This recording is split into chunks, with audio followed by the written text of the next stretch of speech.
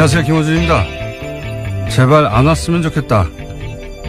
자유한국당은 북한 선수단의 평창올림픽 참가는 최소화하고 예술단 공연은 아예 반대합니다.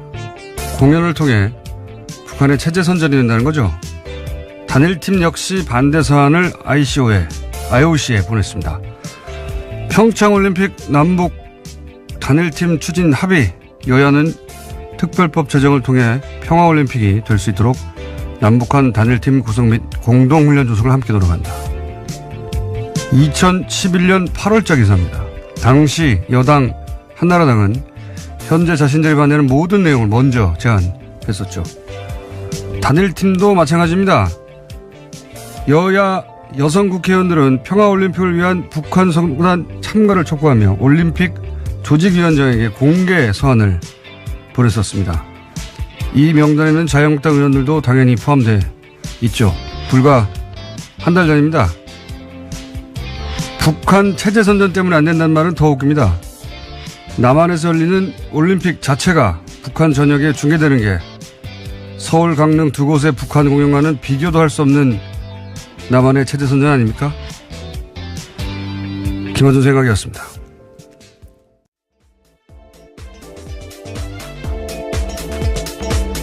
시사일의 김은지입니다. 네. 월요일인데 컨디션 어때요? 네. 네, 안 좋습니다. 네.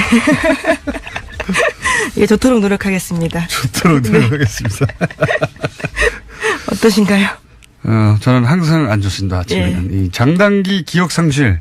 예, 이거는 정치권에 원래 만연해 있는 질환입니다. 네. 본인들이 주장했던 거, 예, 바로바로 뒤집는 게 특기예요, 특기. 예, 다시 발동됐습니다. 자유한국당이 북한 관련해가지고 남북 단일팀 추진 혹은 뭐 특별법 제정 또는 올림픽 조직위에 북한 선수단 참가 촉구 이거 다 했던 거예요. 예. 근데 이제 온다고 하니까 체제선전이라고. 체제선전이라는 말이 제일 웃깁니다, 저는. 예. 공연 몇 개 하고 올림픽 자체를 비교해보면 북한은 한 번도 주최한 적이 없는 올림픽을 남한이 하게 동계도 하는 거 아닙니까? 예. 이것보다 더 체제의 우월성을 과시할 수 있는 체제선전이 어디 있나요? 북한의 생중계로 이 모든 동계올림픽 경기가 남한에서 열린다. 그거 하는 거 아닙니까? 체제선전으로 따지면 북한이 거부해야 되는 내용이죠. 이해가 안 가요, 저는, 이게. 자, 첫 번째 뉴스는 뭡니까? 네, 주말 동안의 가장 화제의 뉴스는 김희중 전 청와대 제1부속실장의 한국일보 인터뷰였습니다. 물론 북한 관련된 뉴스도 많았지만요. 이 뉴스가 아주 화제에 올랐습니다. 이명박 전 대통령의 성골 집사라고 불리는 인물인데 특활비 수사의 키맨으로 떠올랐습니다. 김 전 실장은 국정원에서 받은 돈은 김윤옥 여사 쪽 행정관에게 직접 줬다라고 밝혔는데요. 또 특활비는 김백준 전 청와대 총무기획관 통로가 있고 자기에게도 통로가 있는데 서로 간에 몰랐다라고 이야기했습니다. 그리고 자신은 윗선에 보고했다라고도 이야기했고요. 이게 사실 가장 핫한 뉴스였는데 이게 포털에 메일에 등장하지 않은 이유를 모르겠어요, 저는. 핵심은 이거죠. 제2부속실에 준 게 아니고, 예. 제2부속실은 이제 공식적으로 부인의 행사 의전 담당하는 곳입니다. 공식적인 실인데 그런데 그게 아니라 관저 담당하는 행정관한테 줬다는 거예요. 관저. 그러니까 관저는 아시다시피 따로 사는 집이죠. 예. 개인 비서에 해당되는 거거든요. 예. 그러니까 공식적인 실이 아니라 개인 비서에게 줬다는 겁니다. 그만큼 그 돈은 은밀히 줬다는 얘기가 되는 것이고. 여기서 이제 사이드로 계속 화제가 되는 게 명품 구입했다, 터무니없다 이런 얘기인데, 사실 이걸 김희중 전 실장이 이렇게 말했을 리는 없지 않겠나. 왜냐하면 알 수 있는 위치에 있지 않지 않습니까? 네, 본인도 그것은 아니다라고 이야기하고 있습니다. 동행하지 않았기 때문에, 미국에 동행하지 않았기 때문에 본인이 알 수 없는 위치에 있었는데 이런 말을 했을까 하는 의심이 들긴 합니다. 다만 방미 직전에 달러를 환전했단 말이에요. 그냥 한 게 아니라. 그러니까 미국 가서 쓰라는 거죠. 네, 그 부분을 진술한 겁니다. 그렇죠. 네. 그리고 사실은 사적 용도가 아니면 이렇게 따로 가져갈 이유가 없지 않습니까? 예, 공식 행사에는 따로 돈 들 일이 1억씩이나 돈 들 일이 있겠어요? 예, 그런데 달러를 1억을 환전해서 줬다는 것은, 그리고 그게 국정원 특활비라는 것은 흔적이 남지 않기를 원했다는 것이고, 그러니까 당시 현지에서 이렇게 이제 논란이 되는 명품 샵에 가서 쇼핑이 있었는지 확인하면 개연성 정도는 이제 드러나겠죠. 그런데 입증은 불가능한 사안인 것 같다. 그런 것 같습니다. 네, 다음 순위는? 네, 또 검찰이 이명박 정부 시절 원세훈 전 국가정보원장의 특수활동비 사용처도 수사 중입니다. 이 과정에서 수상한 거리를 한 건 발견했다라고 하는데요. 원 전 원장의 자녀가 서울 강남에 아파트를 샀습니다. 이 과정에서 집값 10억 원 가량을 현금으로 냈다라고 하는데요. 당시 아파트를 판 사람의 진술을 확보한 겁니다. 구매자가 집값을 모두 현금으로 치렀고 특히 현금 개수기를 가져와서 돈을 세서 의아하게 생각했다라는 겁니다. 이 시기는 원 전 원장의 재임 기간과도 겹치는데요. 검찰은 원 전 원장 자녀의 소득과 납세 사료를 분석했는데 그 결과 자금 지원이 있었을 거다라고 판단하고 있습니다. 이건 진짜 매우 각별하게 의심되는 상황이죠. 예. 10억을 현금으로 가져가려면 트렁크에 들고 와야 되는데. 네, 심지어 개수기까지 가지고 왔다라고 합니다. 일반인이. 네. 누가 이렇게 합니까? 이건 말이 안 되는 상황이죠. 예. 원세훈 전 국정원장이 이제 특활비 이미 사실은 문제가 됐죠. 예. 200만 달러는, 이미 공식적으로 문제가 됐고, 그 외에도 특활비를 빼서 이제 개인적으로 이용하지 않았냐, 이런 정황입니다. 네, 또 펜트하우스를 꾸며준 정황 등이 확보가 돼서요. 이미 수사가 진행 중입니다. 그래서 지난 19일에는 원세훈 전 원장의 자택을 검찰이 압수수색했다라고 하는데 원 전 원장의 부인도 불러서 조사했다라고 합니다. 근데 그거하고는 차원이 다르죠. 예. 그건 어쨌든, 국정원장이 거처로 삼았던 건데 이건 아들 집 사준 거 아닙니까? 예. 딸입니까? 아들입니까? 하여튼 자녀 집을 만약에 일부라도 특활비가 들어가서 샀다면 이건 말도 안 되는 거죠. 그리고 이명박 전 대통령의 아들 이시영 씨 전세비에도 1억의 특활비가 들어간 정황이 지금 수사 중인 걸로 보도가 되고 있죠. 네, 다양한 집값들이 나오고 있습니다. 지난주에 내곡동 관련돼서도 말씀드린 바가 있는데요. 거기도 국정원 특활비 6억에 대해서 TV조선이 보도한 바가 있습니다. 네. 박근혜 전 대통령의 사저 기름값은 아무것도 아니었어요. 예, 이런 정황들이 만약에 수사 결과 드러나게 된다면 골 때리네요. 다른 말을 하려고 했는데 생각이 안 납니다. 자, 다음은요. 네, 검찰이 이명박 정부 시절 민간인 사찰 폭로를 막는 데 국정원 특활비가 쓰였다라는 의혹에 대해서도 조사 중인데요. 이번 검찰 조사에서 당시 정부 인사의 진술이 바뀌었다고 JTBC가 보도했습니다. 검찰이 어제 류충렬 전 국무총리실 공직복무관리관을 불러 조사했는데요. 이 인사는 장진수 전 주무관에게 입막음용으로 5천만 원을 준 혐의가 있습니다. 과거에도 조사가 있었는데요. 2012년에는 자신이 장인에게 받은 돈이라면서 5천만 원의 출처에 대해서 그렇게 주장했습니다. 하지만 이번에는 과거 조사가 거짓이었다라고 인정을 했다고 하는데요. 장성명 전 청와대 공직기강 비서관이 준 돈이라고 진술했다고 합니다. 그 특활비가 쓰여진 경로 혹은 등장하는 인물이 너무 많아요. 그래서 어느 순간부터 이제 놓치게 되는데 그래서 저희가 잠시 후에 특활비 갈래를 정리하는 시간을 잠시 후에 가질 텐데 지금 이 뉴스는 2012년이죠. 네, 그렇습니다. 민간인 사찰, 그러니까 총리실 산하에서 민간인을 사찰했다는 겁니다. 그게 드러난 거고요. 그때 이제 장진수 주무관이 이제 이 사실을 폭로했는데 입막음을 하기 위해서 돈이 쓰였는데 그 돈이 당시로는 출처가 불분명하다고 끝난 사안이었어요. 네, 검찰이 제대로 수사를 하지 않고 끝냈다라는 의혹을 사고 있습니다. 당시에는 이제 그 돈을 전달한 사람이 장인이 줬어요. 5천만 원을. 이 말을 믿고 그냥 넘어갔거든요. 네, 그런데 믿지 않았죠. 예, 그렇죠. 하지만 띠지가 있었습니다. 말도 안 되는 거죠. 네. 예. 장인이 그 한국은행에서 바로 돈을 가져와 가지고 관봉 상태로 줬다는 게 말이 안 되는데 근데 그냥 그때는 그냥 넘어갔어요. 예, 넘어갔는데 사실 이 관봉이 아니어도 말이 안 되죠. 총무실 직원이 왜 사비 5천만 원을 털어가지고 줍니까? 말도 안 되는 건데 그때는 그냥 넘어갔습니다. 근데 지금 이게 이제 돈이 대체 특활비는 맞는데 어떤 경로를 통해서 흘러왔는지를 지금 수사하는 과정에서 그때 당시에는 부인했던 사람들이 다시 불려 나오고 있는 겁니다. 네. 네, 이미 구속되기도 했는데요. 김진모 전 민전 2위 비서관 같은 경우에는 국정원 5천만 원 민간인 사찰 관련자에게 줬다라고 이야기하고 있습니다. 지금 흐름도는 이제 민정수석에서 민정비서관으로 갔다가 그리고 수석. 공직기강비서관으로 갔다가 다시 총리실 관리관으로 간 것으로 지금 보이는데 중간이 빠졌었거든요. 예. 이 중간을 수사한다는 이야기입니다.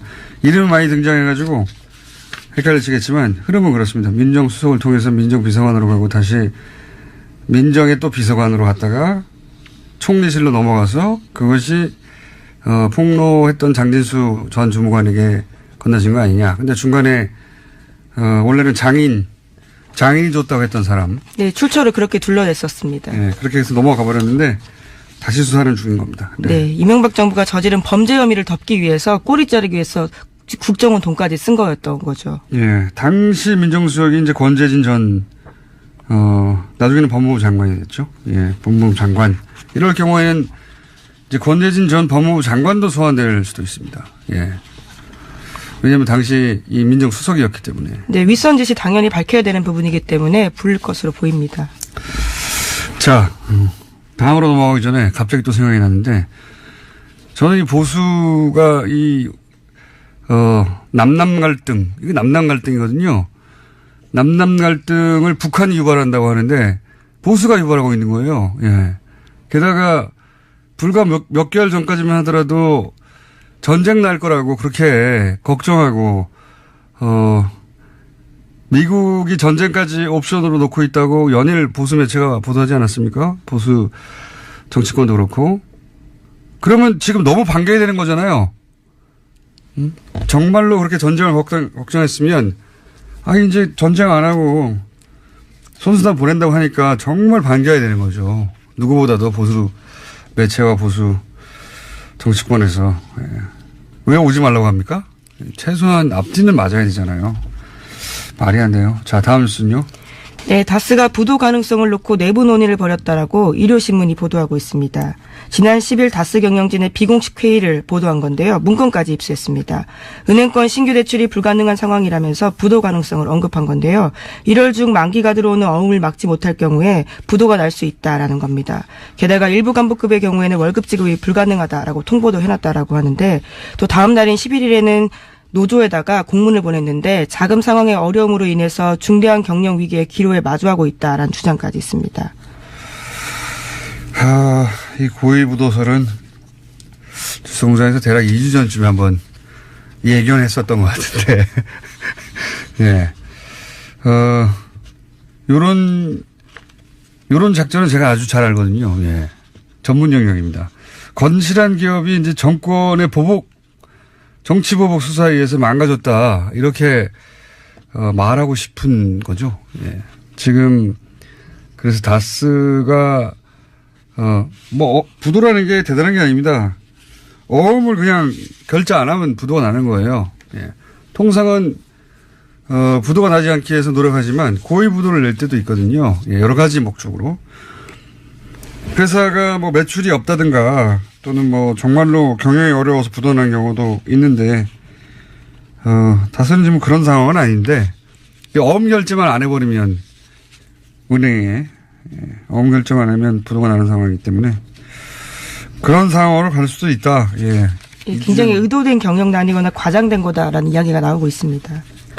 왜냐면은 지금 현대에서 갑자기 물량이 떨어졌다든가, 자동차 경기가 나빠졌다든가, 그런 게 아니거든요, 지금. 예. 2주 전에 예견했던 뉴스가 2주 후에 나오는, 예언 뉴스 공장입니다. 또 이 뉴스에서도 눈에 띄는 부분들이 있는데요. 다스 본사가 압수수색 당시에 다스 해외법인을 총괄하는 홍 아무개 부장의 컴퓨터 하드디스크가 압수되지 않았다라고 합니다. 또 국내 협력사 관리 총괄하는 박 아무개 구매실장, 인사노무실의 한 아무개 실장 이사의 하드디스크도 제출되지 않아서요. 걱정스러운 목소리를 담고 있습니다. 그렇군요. 예. 이런 보도가 있는 만큼 또 추가 수사가 이루어지겠죠. 자, 고위부도 가능성, 예, 2주 전쯤 얘기했는데, 예, 그런 뉴스가 하나 나왔습니다. 자, 다음 뉴스는요? 네, 더불어민주당 박범계 의원이 2016년에 녹음된 다스 이상은 회장의 아들 이동영 씨의 발언을 공개했습니다. 녹취록에 따르면 이동영 씨는 해고된 다스 직원에게 나도 어디 갈 데가 없다. 아버지도 여기서 월급 받고 있지라고 이야기를 합니다.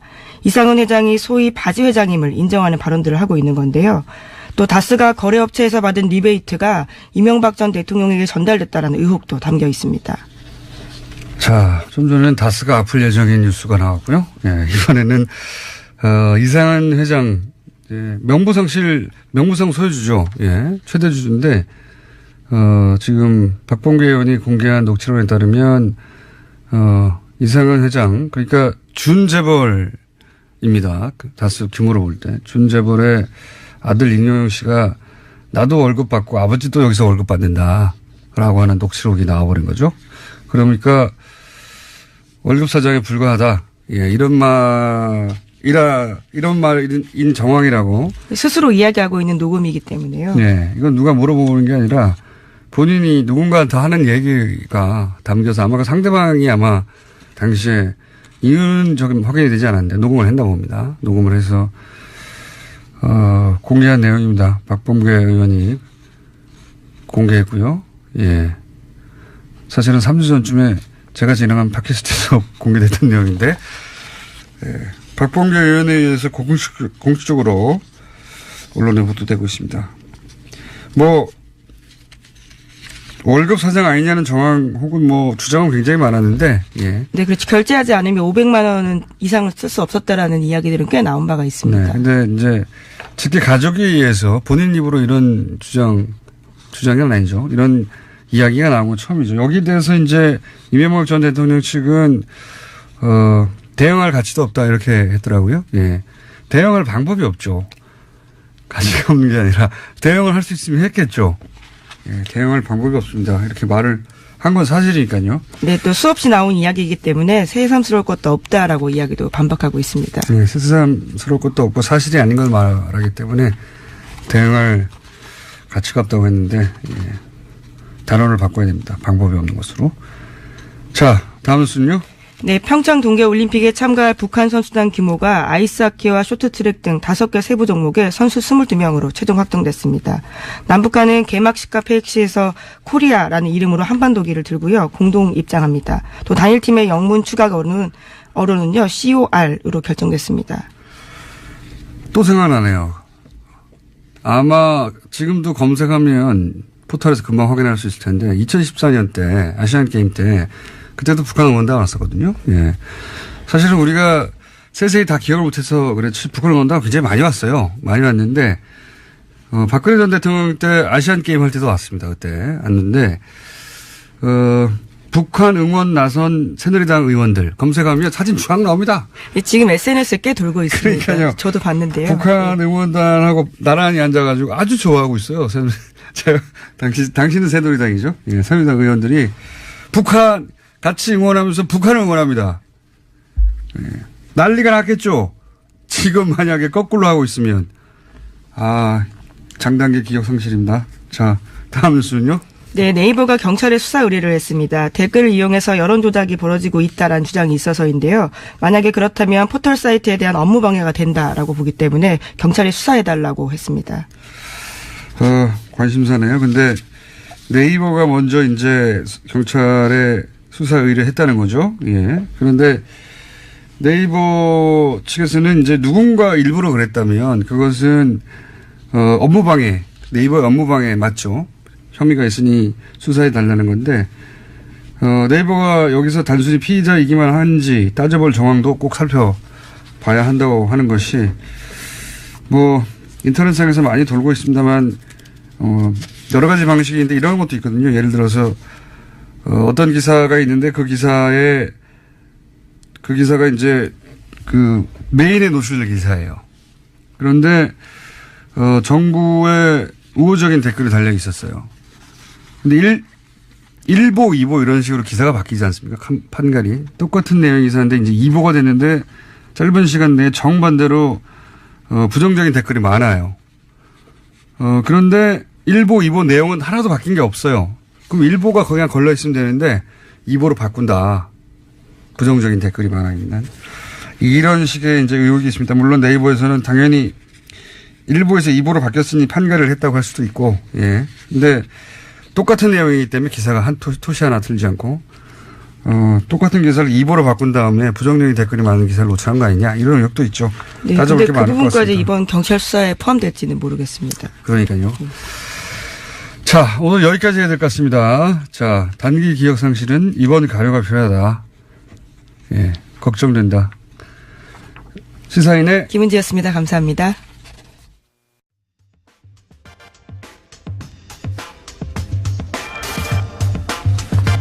최근 특활비 관련한 기사 엄청나게 많이 나옵니다.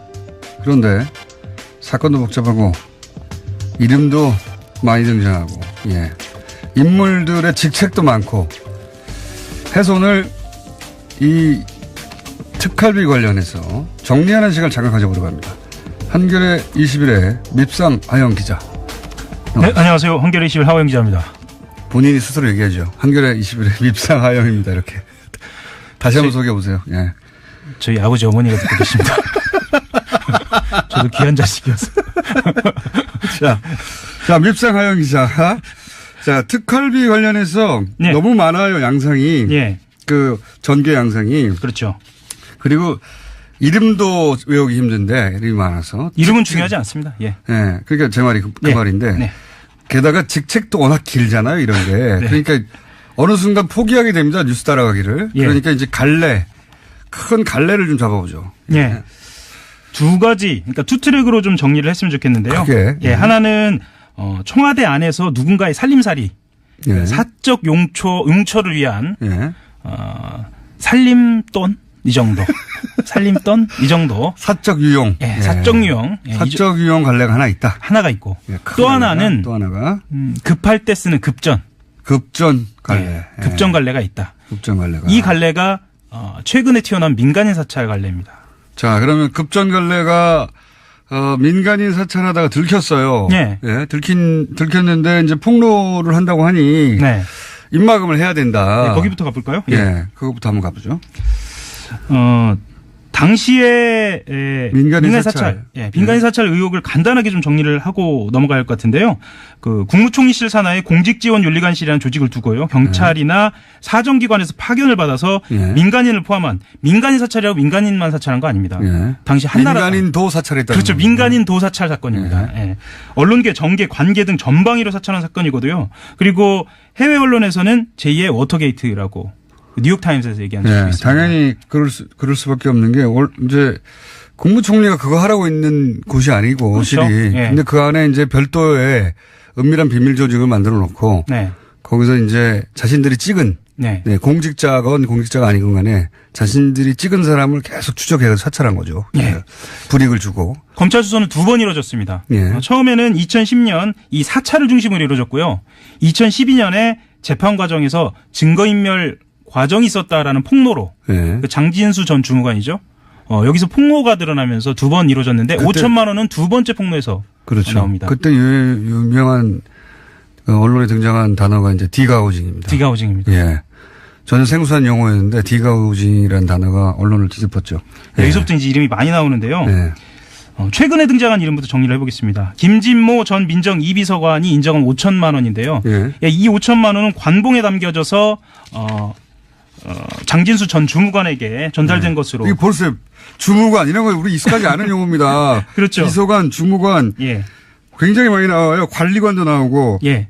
김진모 민정 2비서관부터 출발을 해보겠습니다. 네. 김진모 비서관이 누구에게 전달을 하느냐? 예. 장성명 공직기관 비서관, 공직기강 비서관. 이 직책명도 이렇게 복잡한지. 여기도 청와대입니다. 예. 그리고 그 다음에 류충렬 총리실 공직복무관리관. 이거 어떻게 외워요? 그렇죠. 복무관리관, 예. 기강비서관, 예. 여기서 유충렬 관리관이 장진수 주무관에게 준 겁니다. 전 주무관에게. 예. 곳에 비서관, 관리관, 주무관 이렇게 복잡합니다. 그 앞에 또 이름 외워야 되죠? 그렇죠. 게다가 앞에 거는 민정이고 뒤에 건 총리실 산하예요. 예.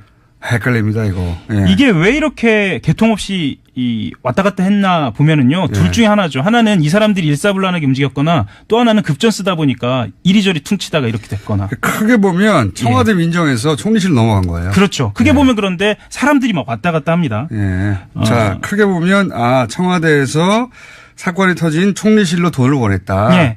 간단하게 정리될 수 있는 게 민정 이 비서관도 자금 출처가 국정원인 건 인정을 하고요. 예. 다만 나는 착복하지 않았다. 예. 민간 사찰 관련자에게 전달만 했다.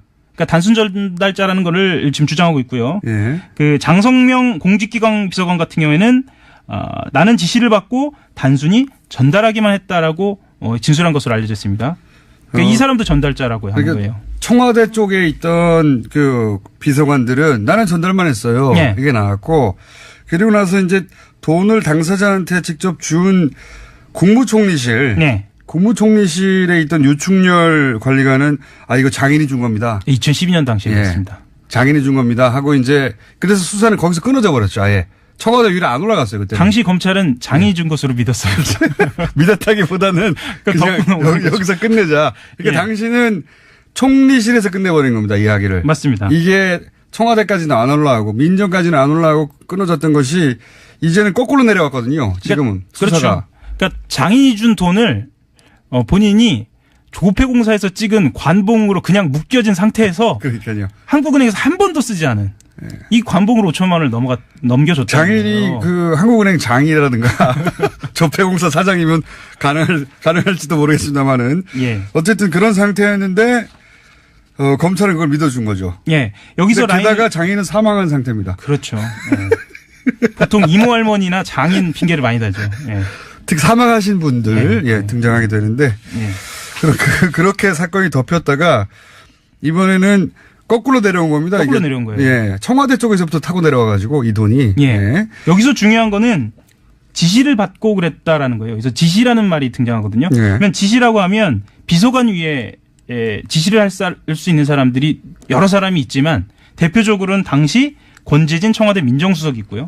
예. 근데 이제 이 지시를 받았다고 한 사람 중에 제일 직위가 높은 사람이 현재까지 밝혀지기로는 김진모 이 비서관입니다. 그렇죠. 예. 근데 이분은 구속이 돼버렸어요. 구속이 됐다는 것은 확인이 됐다는 거죠. 그렇죠. 그러니까 요 위가 남은 겁니다, 이제. 위가 남은 거예요. 예, 사건이 이해가셨는지 모르겠는데, 이제. 그러면 민정수석과 대통령실장을 예. 곧 소환해서 조사를 해야 한다는 얘기입니다. 위에가 별로 안 남았어요, 이제. 네. 예. 비서관 위에는 민정수석이고요. 네. 그 위에는 이제 대통령입니다. 그렇죠. 요 두 칸이 남아있는 상태다. 이명박 전 대통령 남았죠. 예. 그 아래부터 제일 고위직은 이미 비서관 중에 제일 고위직 돈을 받았다. 예. 돈을 나는 받았지만 건넸을 뿐이다. 그렇죠. 한 사람은 구속이 됐고요. 예. 예. 그리고 그 밑에 이제 이전에는 인정하지 않았던 사람 한 사람 남았고 네. 또 한 사람은 돈은 줬는데 곧 장애인이라고 했던 사람 남은 겁니다. 그렇죠. 네. 민간인 사찰에서 5천만 원 관봉이 중요한 이유가 이 청와대 라인만이 아니라 국정원 라인으로 타고 올라갈 수 있는 거예요. 그렇죠. 그러니까 말하자면 김진모 민정 2비서관이 구속된. 예. 구속된 국정원으로부터 받았다라고 하면 등장하는 사람이 모경만 당시 국정원 기조실장이거든요. 예. 모경만 당시 국정원 기조실장은 아주 대표적인 서울시 멤버입니다. 자, 이제 국정원으로도까지도 얘기를 하는데. 서울시 멤버 하면 또 등장하는 인물 예. 원세훈 국정원장, 예. 당시 서울시장 이명박 전 대통령. 예. 이렇게 원세훈 원장은 또 인정을 했어요. 그렇죠. 요 돈은. 예. 예. 그러니까 국정원에서 타고 내려온 나이는 다 끝났습니다. 끝났습니다. 예. 거기는 원장도 인정을 했고 그 돈을 그렇죠. 전달한 사람도 인정을 했고 그리고 청와대에서 민정 라인도 비서관과 비서관 아래 다 인정이 됐어요. 아니, 그렇죠. 한 사람 빠져 있죠. 중간에 그 공직기강 비서관. 예. 이 사람은 이분은 이제 5천만 원 존재 자체를 인정하지 않았는데 예. 나머지가 다 확인이 됐기 때문에 이분은 이제 불려갔고요. 지금 그 뭐 1000개 피스 퍼즐이라고 하면 예. 한 990개 정도는 맞춰진 예. 상태입니다. 거의 다 맞춰졌습니다. 거의 드러났다. 자, 이게 이제 예. 공식 라인 선상에서 급전으로 해결하는 갈래 사건이고 그다음에 사적 유용 라인이 하나 있지 않습니까? 공식 유용 라인 조금만 더 설명을 드려야 할 것 같은데 5천만 원이 아니고 5천만 원이죠. 5천만 원 말고 1억 7천만 원짜리가 또 있습니다. 또 있죠. 참. 예, 또 있습니다. 그거 간단하게 정리하겠습니다. 이번에는 이게 이영호 전 청와대 고용노사 비서관이라는 사람이 전달하는 돈인데요. 예. 이 돈은 4천만 원, 이 비서관이 4천만 원을 당시 진경락 공직윤리지원관실 기획총괄과장에게 건넵니다. 아, 좀 길죠? 예. 예. 그 다음에 2천만 원을 장진수 주무관에게 건네고. 이것도 용도는 마찬가지예요. 마찬가지입니다. 예, 입막음용입니다. 그리고 변호사 비용으로 또 4천만 원. 예. 진 과장과 장 주무관에 건네고요. 나머지 이인규 당시 공직윤리지원관을 포함한 직원들에게 3천만 원. 이것도 변호사 비용입니다. 왜 제가 이 말씀 드리냐면 대체로 특활비를 기관에서 쓰는 대표적인 사례로 변호사 비용을 많이 따지거든요. 예. 그래서 제가 이 말씀을 드렸습니다. 자, 이거 용도는 똑같고요. 예. 갈래가 좀 다를 뿐 액수와 용도는 똑같은데 그 중에서 이제 제일 복잡하게 등장하는 게 그리고 가장 중요한 게 지금 앞에 말씀드린 부분입니다. 예. 왜냐하면 이 수사는 민정수석과 대통령밖에 안 남았기 때문에 사실상. 맞습니다. 자, 그리고 사적 유용. 야, 이것도 큽니다. 이건 의미가 큽니다. 액수를 넘어서서. 예. 정치적 의미가 굉장히 크고 예. 파면 팔수록 어디까지 갈지 모르는 일입니다. 간단하게 얘기해서 이제 지금 한참 그 논란이 되고 있는 1억짜리 해외에 나갔을 때. 그렇죠. 근데 이제 이 돈을 원래는 제2부속실로 준 거 아니냐. 네. 부인에게, 대통령 부인에게, 김영훈 여사. 근데 이제 알고 봤더니 그게 아니라 이제 관저의 비서한테 줬다. 여기서 핵심은 예. 관저입니다. 관저. 예. 집에 준 거예요, 집에. 예. 집 문 앞에 갖다 준 겁니다. 청와대 예. 공식 라인이 아니라 집에 갖다 줬다. 이런 얘기입니다. 그 박근혜 전 대통령의 그 관저의 음습함 있잖아요. 예. 이게 어디서부터 연원하나 했더니 사실은 이명박 전 대통령 관저에서도 있었던 겁니다. 그러니까요. 예. 박근혜 전 대통령도 참 많이 거론됐지만은 집 관련해서는 돈을 집 관련만 따지자면 다른 어처구니 없는 것도 많지만 기름값 냈다 이런 거 있지 않습니까? 그렇죠. 예, 집 관련해서는. 근데 여기서는 이제 집값을 아예 냈다는 쪽으로 지금 예. 명품 이쪽 라인도 있지만 그거는 입증이 입증이 불가능할 거라고 봐요. 네. 저는 입증은 불가능한. 왜냐하면 현금에는 딱지가 안 붙어 있으니까요. 안 붙어 있죠. 예. 관복 말고요. 관복은 딱지가 있어서 들킨 거예요, 예, 지금. 예. 근데 현금에는 해외 나와서 쇼핑을 했을 수 있어요. 그렇죠. 예, 네. 그런 이야기는 많이 있습니다, 사실. 네. 그걸 잡아내는 건 어려운 일이 아니에요, 사실은. 왜냐하면 예를 들어서 이번에 문제가 되고 있는 미국 같은 경우에 그렇죠. 버지니아주에 있는 쇼핑몰에 한국 쇼핑 그 가게에 한국 직원이 있었거든요. 그렇죠. 그래서 쇼핑을 했냐 안 했냐를 따지는 건 어렵지 않습니다. 근데 네. 그 돈이 특활비로 쓰였냐를 입증하는 건 거의 불가능하다고 저는 봅니다. 그렇죠. 예. 만 원짜리가 아니고 달러죠, 이제. 예, 달러가 예. 어떻게 쓰였는지 확인하기 좀. 예, 그건 입증이 불가능한데 집값 이런 쪽으로 간 거 있잖아요. 예. 그리고 이런 이야기들 나오는데 왜 이렇게 디테일한 거에 집착하냐면 관저, 네. 달러로 줬느냐 뭐냐, 이런 거 왜 의미가 집착하냐는데 완전히 다르거든요. 뇌물이나 이 국고 손실 같은 경우에는 이 상황이 특정이 돼야 합니다. 액수도 그러니까요. 특정이 돼야 하고 이게 하나만 삐끗하면 그 범죄 혐의를 입증하는 데서 무죄로 갈 수도 있거든요. 그래서 굉장히 검찰은 디테일합니다. 아마 명품에 예. 관심이 없을 거예요. 그렇죠. 왜냐하면 입증이 불가능하거든요. 네. 예. 설사 명품 뭐뭐뭐를 샀다 확인 몇 날 며칠 다 확인이 돼도 그게 특활비인지 어떻게 합니까? 그렇죠. 그게 중요한 게 아니고 누구에게 건넸는지 예. 부속실장 제2부속실장이 아니고 진짜 여성 행정관에게 건넸는지 예. 그리고 달러로 직접 건넸는지 그리고 그게 밤인지 관저 앞인지 이게 굉장히 중요한 겁니다. 굉장히 중요하죠. 예. 그 정황이 더해져서 역시 사적 유용으로 연결될 수 있는 거니까. 그렇습니다. 예. 지금은 처음에는 제2부속실이라고 언론들이 보도했는데 예. 예. 확인 지금 최신 뉴스로는 집에 줬답니다. 집에. 그렇죠. 예. 집에. 쉽게 설명하면은 이렇게 설명드릴 수도 있을 것 같아요. 박근혜 전 대통령의 윤전추 행정관 있잖아요. 네. 그 지근거리에서 수행했던 그렇죠. 그 역할을 했던 사람이 아닌가라고 추정되는. 예.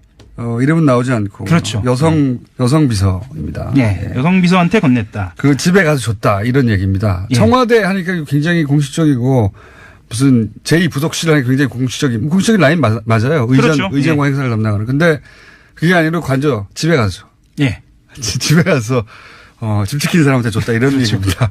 예. 김희중 부속실장 같은 경우에는 그 인터뷰에서 이런 얘기도 했어요. 추가 특활비가 있느냐라는 질문에서 수사 중인 사안이라 더 말하기 어렵다라고 얘기한 걸로 봐서는 네, 없다고 말하지 않았습니다. 없다고 말하지 않았습니다. 네. 그리고 본인이 이 무슨 배신이나 아니면 마음을 바꿔서 이렇게 얘기한 것처럼 이야기하는데 자기는 좀 억울하다.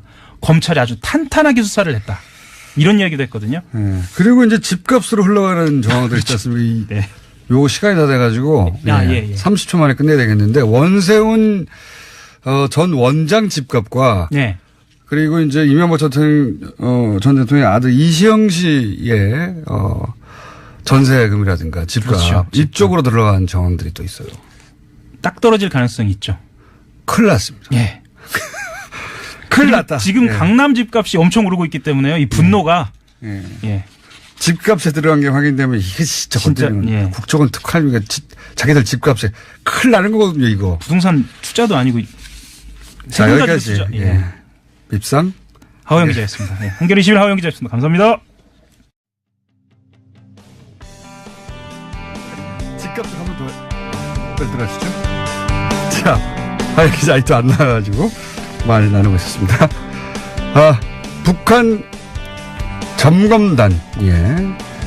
공연 행사 이전에 점검단이 왔죠. 예. 현송월 삼지연 관련 악단장이 점검단을 이끌고 왔는데요.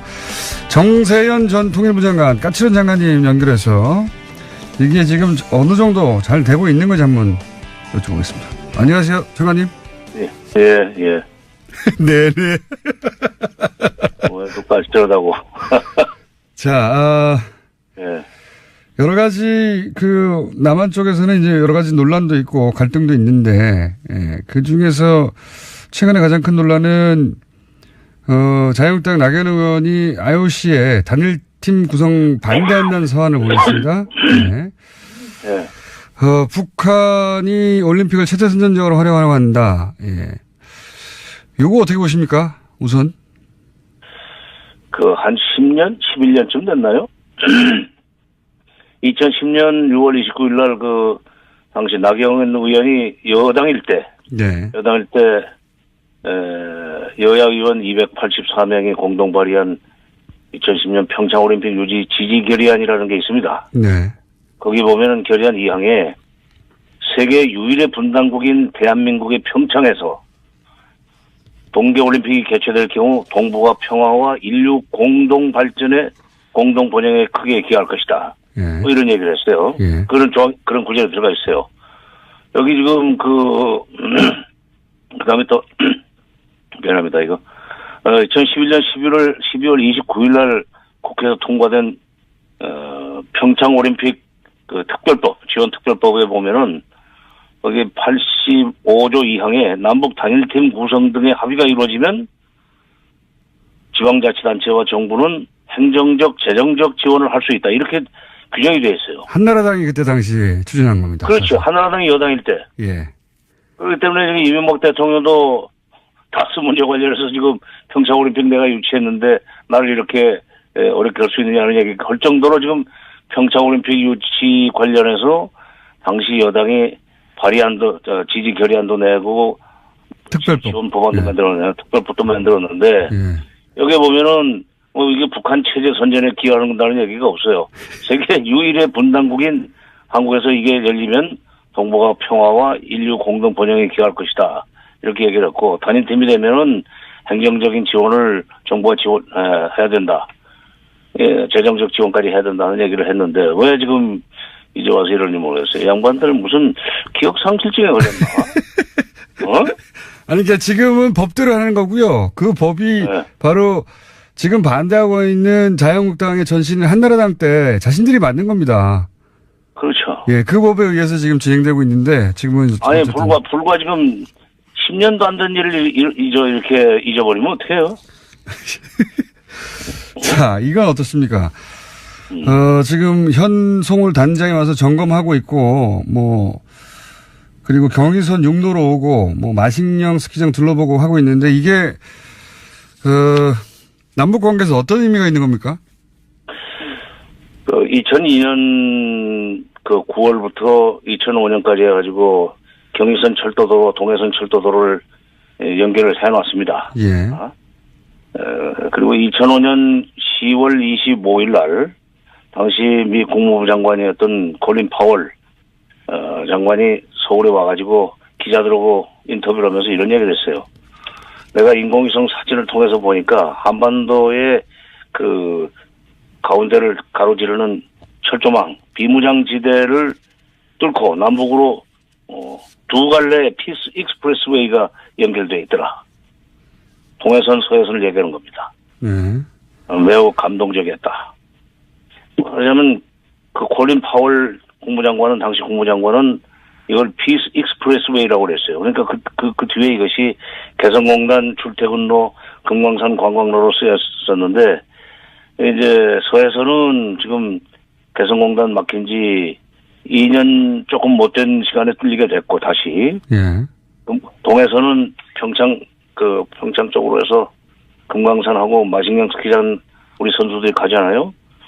그거는 지금 금강산 관광 중단된 지 지금 8년 조금 안 되네요. 한 7년 조금 지난 뒤에 다시 뚫렸죠. 그러니까 다시 지금 콜린 파월 장관은 피스 익스프레스웨이라고 그랬지만 그 당시에 통일부나 또 정부에서는 이건 민족의 혈맥이라고 그랬습니다. 이게 다시 피가 통하는 이 시작하는 의미가 있는 거죠. 현송을 한 사람이 내려오는 것이 중요한 것이 아니라 정검단이 내려오고 나중에 이제 공연단도 그려올 거고 뭐 선수단들도 올 거고 응원단도 오고 그럴 거 아닙니까? 그다음에 또 동해선 쪽으로는 우리 선수들이 북쪽으로 올라가서 훈련받고 오고 훈련하고 오고 다시 이렇게 자꾸 접촉이 많아지면 남북 간의 그 화해 협력의 분위기가 고조되고 그것이 한반도 긴장 완화에 기여하게 되는 거죠. 알겠습니다. 겁니다. 예. 자, 지금 오늘 시간이 좀 짧아서 앞으로도 자주 연결할 테니 시간 좀 짧게 잡았습니다. 지금 현재 남북대화가 총평을 좀 해주십시오. 남북대화 관련한 진행들이 지금 잘 되고 있습니까? 어떻습니까? 전문가 보시기에? 지금 9일날 고위급 회담, 15일날 공연 실무 접촉, 그다음에 17일날 체육 관련 실무 접촉 회담이 있었는데 세 번의 회담을 통해서 제가 평가를 하면은 북한이 상당히 협조적으로 나오고 있어요. 아, 그렇습니까? 남북대화가 좀 잘 되고 있는 셈입니다. 그리고 또 이게 평창올림픽이 끝나면은 또 해야 될 회담들이 많이 있어요. 군사회담도 해야 되고, 접시자 회담도 해야 되고, 또 고위급 회담도 또 하기로 했으니까. 근데 중요한 것은 지금, 트럼프 대통령이 4일날 문 대통령하고 통화를 하면서 100% 지지한다고 했고, 남북대화를. 10일날 통화에서는 남북대화가 계속되는 한 미국의 대북 군사적 행동은 없다는 것을 그들에게 알려주라. 이렇게 했단 말이에요. 그러니까 이 남북대화를 지금 우리가 잘 해야만 되지만 북한도 그걸 알고 있기 때문에 회담 분위기 깨는 그런 행동 해가지고 미국의 군사적 행동이 거론되기 시작하면은 그 북한이 좋을 게 없습니다. 여러 가지 부담이 많지. 그러니까 지금 회담 지금까지는 잘 됐고 앞으로도 잘 될 수 있는 여건은 미국이 지금 만들어준 거예요. 그렇기 때문에 자기 공로라고 얘기해달라고 그랬다는 얘기도 나오는데 어쨌건 미국이 도와주고 있고 문 대통령이 주도했고 그다음에 김정은 위원장이 적극적으로 협조함으로써 남북회담은 잘 되고 있습니다. 워싱턴 포스트 동경지국장은 딴소리를 했던데 운전자는 김정일이고 조수석에 문 대통령이 있고 트럼프 대통령은 뒤에 있다는 얘기를 하던데 좀 잘못된 거죠. 알겠습니다. 여기까지 하고요. 또 한 번 모시겠습니다. 감사합니다. 예. 네, 지금까지 정세현 전 통일부 장관이었습니다.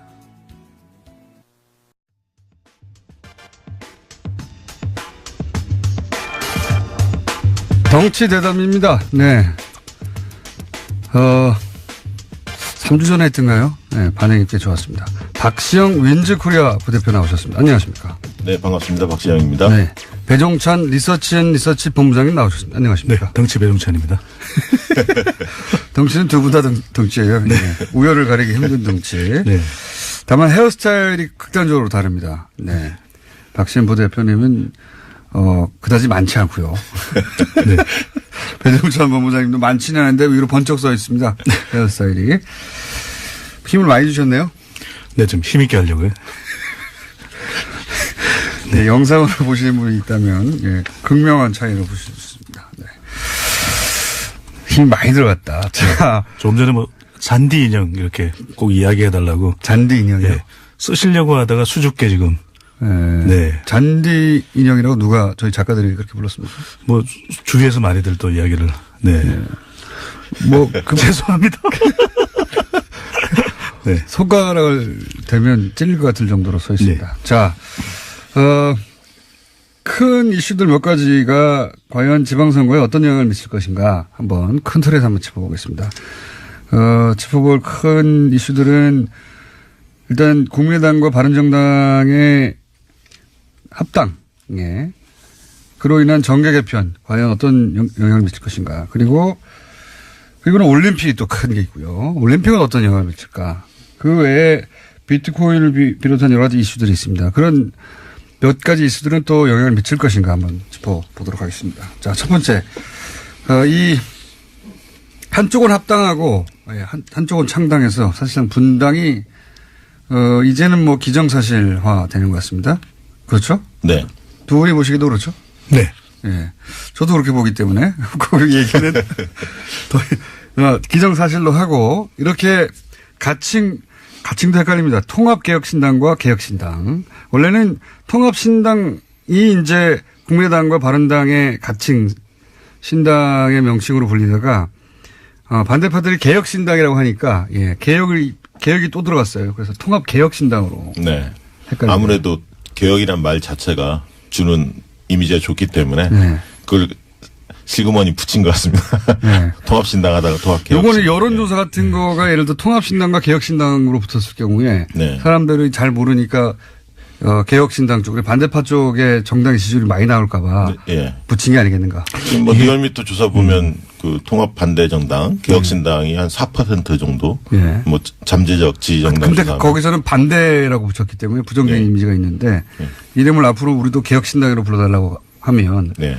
이게 지지율이 좀 더 나올 수 있거든요. 그럴 수 있습니다. 이게 네이밍 이펙트라고 하는데 우리가 통합이라고 하는 효과도 이제 어느 정도 수준에 뭐 다 달라버렸으니까 이제는 개혁이라는 단어를 넣으면 뭔가 변화하는 건 사람들이 좋아하거든요. 네, 통합개혁신당. 네, 그러니까 이름에도 준수 그러면 왠지 준수할 것 같고 왠지 잘생길 것 같고 이런 현상이 있습니다. 네. 네, 실제 여론조사에 영향 미치죠 이런 거. 약간 네. 미치는데 네. 결국 이거는 뭐 2월 달 내에 다 정리될 거라고 보여집니다. 네. 양쪽의 실체가 다 드러나면 그럼 이제 국민들이 판단할 수 있기 때문에 길어야 한 보름 내지 한 20일 정도의 효과 아닐까 싶습니다. 그래도 굳이 붙인 걸 보면 그런 효과를 노렸다고 봐야 되겠죠?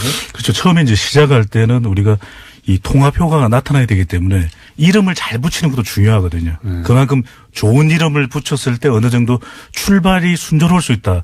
그 점도 고려된 것으로 보여집니다. 근데 지금 최근에 보면 안철수, 유승민 추구하는 통합개혁신당 일명 지지도가 굉장히 정체 하락 중입니다. 그러니까 좀 초반에는 각광을 받다가 자유한국당을 넘어서지 못하고 있죠. 사실 잠재적 지지정당 본다면 그런 측면에서 본다면 최근에 어쨌든 불협화음들이 계속 나왔고 또 하나의 요인은 뭐냐면 새로운 인물들이 눈에 보이지는 않습니다. 그러니까 안철수, 유승민은 이미 다 본 사람들이고 국민들 눈에는 각광받는 새로운 인물들이 아직 뭐 결합된다는 소식이 없고요. 실제 뭐 손학규 정의와 뭐 이런 분들이 거론되고 있으니까 식상한 거죠. 국민들이 볼 때는. 두 번째는 이제 평창이 상당히 걸림돌이 될 겁니다. 2월이 컨벤션 효과를 극대화시켜야 하는데 공교롭게 평창 올림픽이 있죠. 그리고 이제 지도체제나 지금 비례대표 국민의당 문제에 대한 이견들이 있지 않습니까? 유승민, 안철수 간에.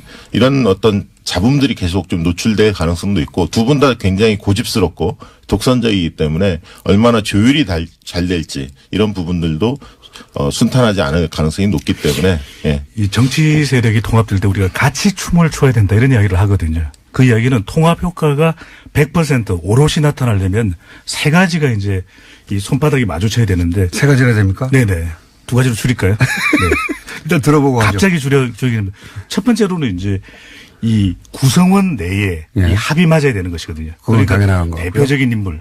또 하나는 이제 지지층들이 또 서로 이 통합의 효과가 나타나야 됩니다. 아, 그렇죠. 그러니까 예. 당은 합했는데 정작 정치 세력으로서는 근데 지지층들이 따로 놀게 되면 안 되는 것이거든요. 그렇죠. 마지막으로 중요한 것이 이제 정책입니다. 근데 이 정책이 두 정당이 통합할 정당이냐라고 하는 명분을 만들어주는데 지금 보면 안보에 대해서도 좀 입장이 엇갈리고 있어요. 햇볕 정책 같은 그렇습니다. 경우에. 예. 또 대표적인 것은 MB 전 대통령에 대한 입장도 다소 엇갈리는 것을 미치고 있거든요. 그렇죠. 이런 게 이제 쌓이다 보면 과연 통합을 왜 하느냐 이런 이야기가 나올 수 있는데 이런 이 걸림돌을 얼마만큼 불식시킬 수 있느냐가 가장 중요한 포인트로 보여집니다. 자, 예리한 분석이었습니다. 다음부터 둘로 줄이겠습니다. 네. 예리한 분석이었는데 그렇다면 지금 그런 말씀을 전제로 하여 이 통합개혁신당 일단 먼저 얘기해보죠. 서울 수도권 혹은 호남권 혹은 TK, PK 각각 어떤 영향을 발휘할까요? 예. 실제로 본다면 결국 수도권에서 바람이 부느냐 안 부느냐. 예. 이것이 가장 중요한 잣대일 것 같은데요.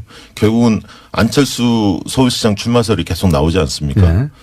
결국 안철수의 파괴력이 얼마나 될 것이냐가 결국 뭐 이 정당의 운명을 좌우질 거다 그렇게 보는데요. 안철수 대표 최근에 이제 서울시장 여론조사 해보면 출마할 것을 기정사실화 하고 조사를 해보면 거의 한 자리 숫자이거든요. 10% 미만이나 그 정도에서 왔다 갔다 하는 정도입니다. 그거밖에 안 나옵니까 요새? 네, 그렇게밖에 안 나옵니다. 때문에 안철수 후보가 다만 이제 이런 건 있죠. 만약에 출마를 한다면 박원순 시장이 조금 곤혹스러운 측면이 있죠. 과거에 2010년 출마했을 당시에 21년인가요? 출마했을 당시에 양보했던 게 있기 때문에 그런 측면에서 이제 박 시장이 약간 곤혹스러운 측면은 있지만 결국은 안철수 대표가 서울시장을 출마하면 이게 정책 전선이 아니라 정치 전선이 될 가능성이 굉장히 큽니다. 정치 싸움이 된다는 거죠, 결국은. 그러니까 안철수 후보가 정책 가지고 서울 비전을 제시하기보다는 문재인 대통령에 대해서 굉장히 공격하면서 정치적인 어떤 싸움을 할 가능성이 상당히 크기 때문에 그런 측면에서는 정치 싸움에 능한 분들이 여당 내에서도 경선 과정에서 상당히 그 약진할 가능성은 있습니다. 물론 이제 박 시장이 워낙 탄탄하기 때문에 258 정도의 수준은 아니지만 당내 경선이 좀 더 흥미로워질 가능성이 있다. 그 말씀은 이제 야당 쪽에서 서울시가 아니라 문재인 정부에 대한 공격을 할 것이고. 그럴 가능성이 굉장히 높습니다. 네, 그렇죠. 그러면 거꾸로 서울시장 후보로 그 공격을 잘 방어하거나 역으로 정치적 공세를 잘 피는 사람이 후보로 여당 내에서도 부상할 수 있다.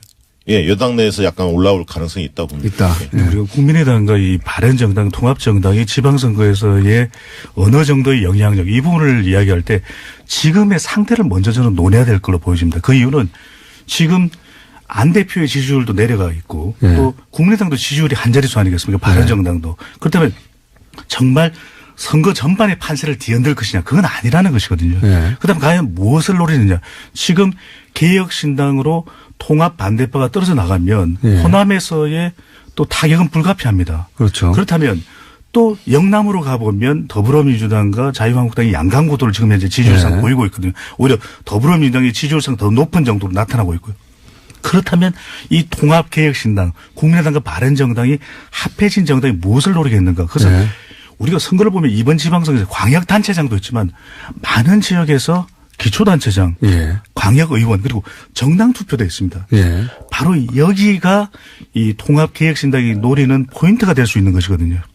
왜냐하면 이번 지방선거에 자칫 이렇게 나누어져 있다가는 기초단체장 그리고 광역의원에도 이 유의미한 득표를 못할 가능성이 높다. 그다음 여기에라도 발판을 만들어야 되는 것이 정치 세력으로서 다음 총선 심지어는 다음 대선까지 끌고 갈 수가 있거든요. 바로 이 점을 노린 것이 오히려 더 큰 이유가 아닐까라고도. 국회의원이 이제 당선이 되려면 사실 국회는 혼자 힘이 아니라 그 지방의원들 필요하니까 그런 차원에서 그런 이유 때문에 이렇게 하는 것이다. 이렇게 분석하시는 거군요. 왜냐하면 지금 그렇게 진입되지 않으면 실제 이번 지방선거 다음에는 더 위축될 가능성이 높거든요. 그렇다면 더 당선 가능성이 없어진 정당으로 누가 과연 국회의원으로 출사표를 던지겠습니까? 그렇다면 이 정치 세력으로서는 2014년에 새정치민주연합으로 했지만은 여러 가지 어려움들이 많았었거든요. 당시에도.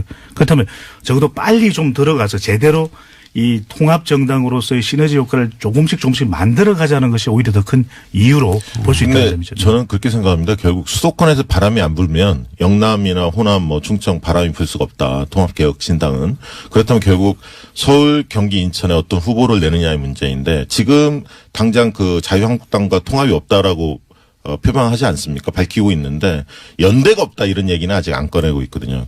왜냐하면 각자 도생을 할 겁니다. 자유한국당도 겨냥하고 문재인 정부도 비판을 하면서 독자적 영역을 구축하면서 자유한국당의 지지도를 넘어서려고 3, 4월 기간 동안 굉장히 노력을 할 텐데 아까 2월은 평창이 있고 이제 3월이 중요할 텐데요. 통합신당의 입장에서는 3월 달에 서울, 경기, 인천에 어떤 카드를 낼 수 있냐. 후보에 대해서 이제 집중되는 시기입니다. 왜냐하면 3월부터는 예비후보 등록이 이루어진 상태고 2월 14일 이후로 13일 이후로 그러면 이제 후보 지지도가 이제 발표가 많이 되는 시점인데 여기에서 서울, 경기, 인천 주요 지역에서 광역단체장 후보에서 굉장히 지지율을 올리지 못하면 미풍에 그칠 가능성이 상당히 큽니다. 그럼 결국은 4월 달 넘어가면 1대1 구도를 고민하면서 후보 단일화 국면으로 갈 수도 있습니다. 자유한국당과. 그러니까 결국 그 전에 기세 싸움을 해서 누가 2위로 올라설 거냐의 싸움을 굉장히 뭐 쉽게 얘기하면 가열차게 할 거고 그것들에 대한 전망이 보이지 않을 때 입장이 바뀔 수도 있습니다. 그래서 이제 그런 측면에서 본다면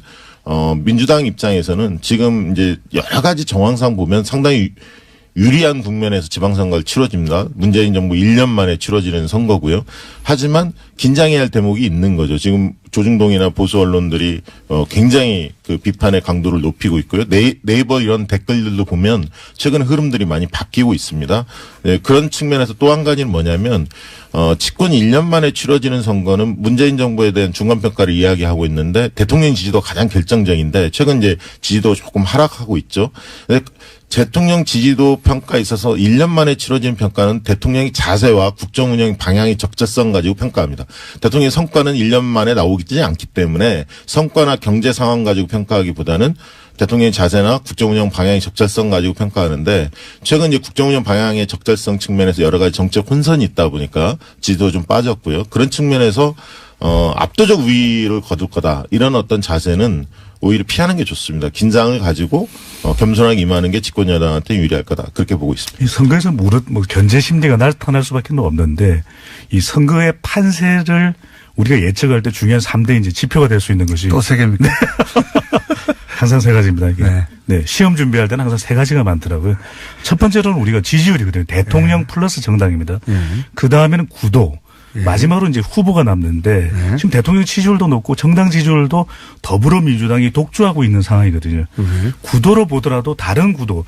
이번 지방선거의 최대 변수가 뭐냐고 물어보면 최대 변수가 없는 것이 최대 변수일 정도로 특별한 마땅한 구도를 잡기가 쉽지 않은데 굳이 따지자면 아직까지도 이 탄핵 국면 구도가 이어지고 있거든요. 왜냐하면 많은 국민들이 이 적폐청산에 대해서 공감하고 있기 때문에 그렇다면 마지막 남는 게 후보입니다. 광역 단위는 워낙 외부 변수에 큰 영향을 많이 받기 때문에 그렇다 치지만 기초단체장 정도야 우리 시장님이야 또는 우리 강역 의원이야 정당을 떠나서 또 생각해 볼 수 있는 것이거든요.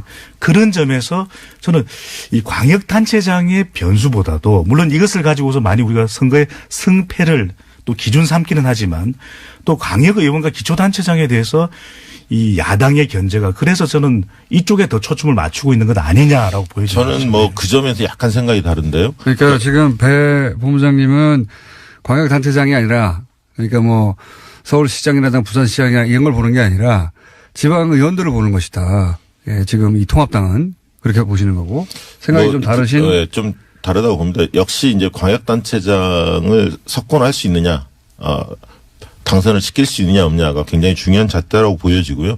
최근에 이제 저는 그런 말씀을 드리고 싶은데 이제 젊은 층, 여성, 자영업 이런 층 세 축이 약간 흔들리고 있습니다. 대통령 지지도로 보면 젊은 층 같은 경우는 비트코인 문제도 있고 단일팀 문제도 있고 여성 같은 경우도 단일팀 문제와 교육 문제 그리고 자영업은 최저임금으로 약간 흔들리고 있습니다. 그래서 결국은 다음 그 지방선거에서 민생전선, 정책전선에 있어서 쉽게 얘기하면 야당이 상당히 이 문제를 가지고 집요하게 공격할 가능성이 상당히 크다.